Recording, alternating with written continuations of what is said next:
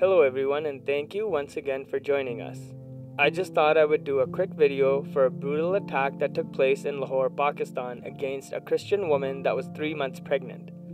A pastor's wife named Safia lost her 3-month pregnancy due to a rape attempt by Muslim men who live in the same neighborhood she lives in. Pastor Maqsood Rafiq works with Jesus Christ Church and lives in Baharia Orchard Housing Society in Lahore. Pastor Maqsood and Safia have 4 daughters. The youngest is 3 years old and the oldest is 14. Because of his low income, the pastor works for the owner of the Baharia Orchard Housing Society as a painter. In return for painting the housing complex, Pastor Maqsood and his family do not have to pay rent at the housing complex.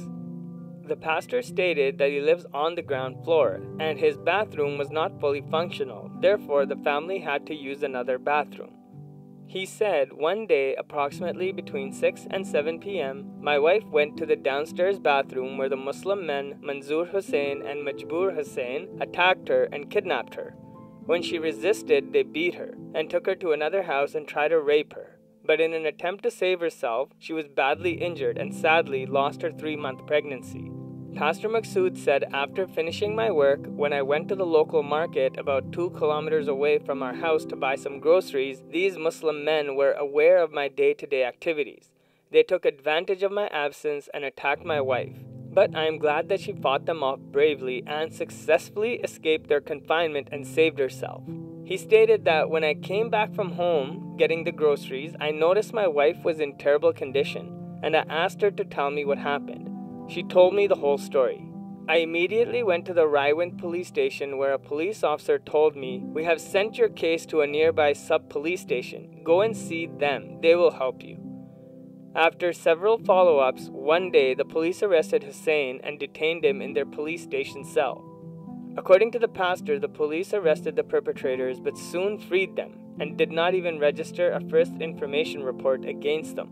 He said, later on I found out that they had support of the Baharia Orchard Housing Society employer. It was obvious I was a Christian and they were all Muslim. Therefore, the employer was siding with the criminals was a natural decision. The Baharia Orchard Housing Society employer asked me to withdraw the case.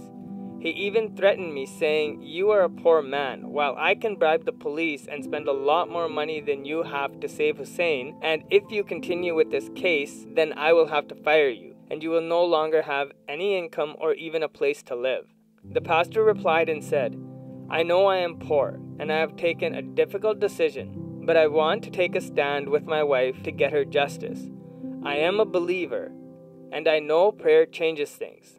This is what justice looks like for the Christians of Pakistan. Put yourself in this pastor's shoes for a minute. Imagine that your significant other has just lost a child due to a rape attempt, and on top of that, the criminals are known. But the police and the justice system does absolutely nothing to help you. What do you do? On top of that, your employer is discriminating against you because you're a minority religion, and he threatens to fire you. This brave pastor truly loves his wife. He is risking everything for his wife. He knows that he doesn't have any hope of getting any justice. The only way he may be able to get justice is if this story gets attention by the Western media.